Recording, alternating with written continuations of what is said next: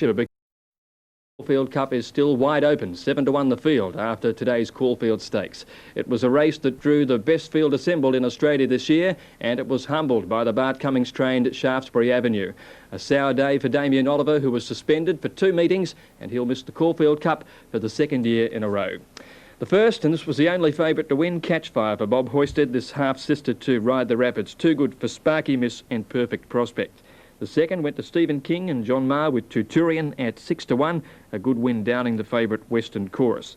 The third, and this was won by Cushion, at 20-1, first of a treble for Darren Gauci, and the fillies won 4 of her 6 starts, that her first in town. Race 4, Umatilla with 60 kilos up, scoring very strongly at 4-1 over Star Video, and on with it third.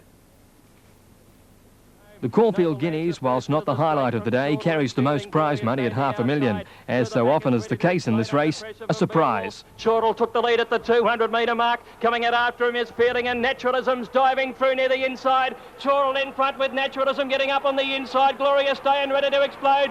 Chortle's in front though, he'll win the Guineas. Chortle has won it by a long neck to Naturalism. Bruce McLaughlin has won 4 Group 1s at Caulfield in recent years. He was enjoying the moment. He hadn't quite finished his races off that well in Sydney. He only got beaten right on the line his last 3 runs, but he got the right one today, the big one, and he was very strong at the finish. Chortle at 16-1 the winner, the unlucky Naturalism second, just the start of a very dirty day for the Freedman trainers, and the favourite ready to explode third. The Turak and last year's runner-up Comrade was primed to win. And then Comrade, who's going to get a split one from the rail. At the 200, Livingstone alone in front. Comrade trying to reach him. And Rockets Galore's died on her run. It's Comrade coming on. Comrade hit the front from Livingstone alone, and then Black Sun finishing well. But Comrade's going to win it. Comrade goes on and scores by a length and a half. Livingstone alone second, just in front of Black Sun. A perfect ride by Jim Cassidy got the 8-1 chance home from Livingstone Lane, bridesmaid for the 14th time. Bold Rancher knocked over at the turn, the unlucky runner in the race. If not outright favourite, Epsom champion Superimpose was the people's favourite in the Caulfield Stakes. In a star-studded field, he was 7-2 equal. Last year's winner Citizen was back from 8 into 6-1. Dr. Grace looked well. So did Shaftesbury Avenue, despite his lack of recent racing. The Ugly Duckling, Rough Habit, firming late in betting to equal favourite. Shaftesbury Avenue, the leader, a length to Dr. Grace nearing the turn. Palace Guest has had enough. Citizen and Shivers Revenge on the outside, and Superimposes coming around the outside strongly.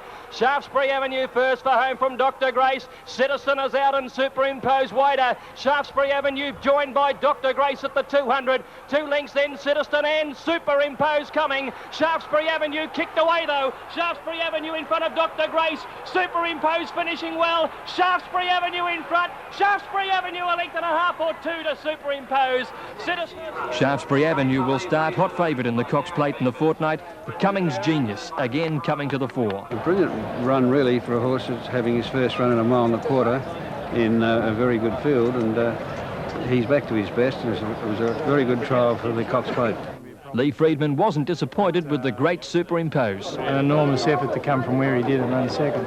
Looking forward to another crack at Shaftesbury Avenue in the Cox Plate? Wouldn't mind another crack at him. We drew a decent barrier. It might be a different story in the Cox Plate. Shaftesbury Avenue will only improve. It's hard to see how they'll beat him in the Cox Plate. A treble for Darren Gauci. Durbridge bled, he's out for 3 months. The Herbert Power now, and the last hope for 10 of these to make the Caulfield Cup next Saturday. Grooming and Starmatic below the 200 in front of My Lord, and then Princess Pushy diving up. It's Grooming on the outside and Starmatic from Princess Pushy finishing well. Princess Pushy, Starmatic, Grooming, a 3-way go. Here's the post photo. I think Princess Pushy in the last stride got up on the inside to perhaps beat Grooming, and Starmatic is third.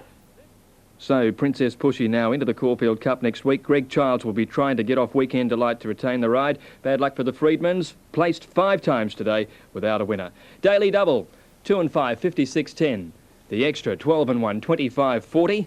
Quadrella, $2,021.10. Quad Extra for 2 double 5, 10, 5,745.25. And 1 lucky off-course punter backed the last 6 winners for nearly $500,000.